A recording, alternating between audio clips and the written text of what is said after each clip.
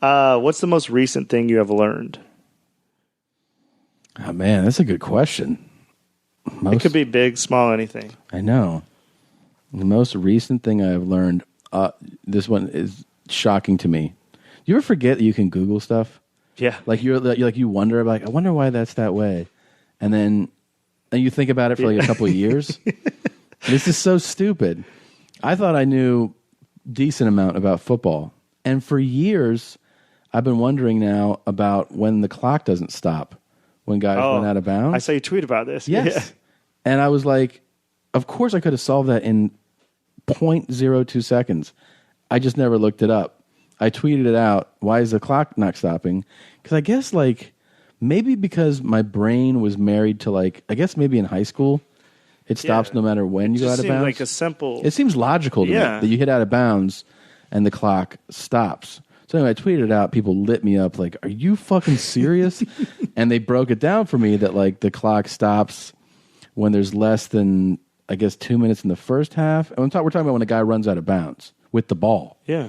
I thought the clock always stopped, and I was always wondering why didn't the clock stop right then? When the guy ran out. Anyways, that's literally one of the most recent things that I've learned. But isn't if they're turning up field or something? They have to be. You're right. They have to be. Especially in my gambling days, I'd be like, "Why? I need fucking points. Right. Why is the clock going?" It's like they have to be. There has to be a forward momentum, forward progress. You can't run sideways out of bounds, and then it has to be less than a certain amount of time left, either in the end of the second quarter or the last few minutes of the fourth quarter of the game.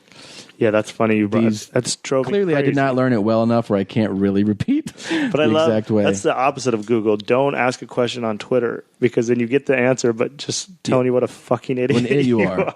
But I was really thinking about it. There are things, and I'm doing a poor job of giving you an example, but things that I realize that I wonder sometimes that I don't actually then go, well, just look this up real quick. I still just go, I fucking wonder how that works.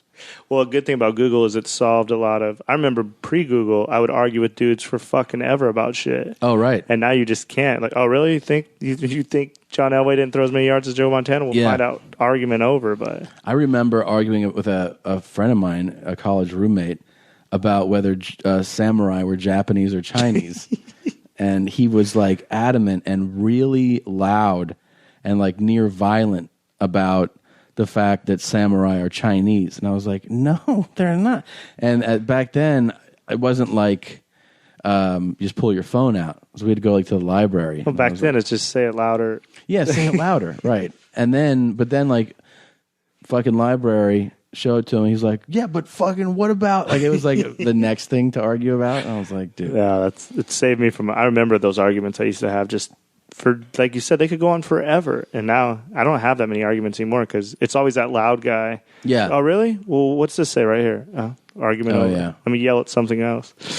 What's the most rings, bracelets, and necklaces Johnny Depp has worn at one time? 37. All right, you're close. Everyone's getting closer. I don't have an exact answer, but I have my answer. And someone's going to get it. Yeah, but I can't tell you what it is. Fuck.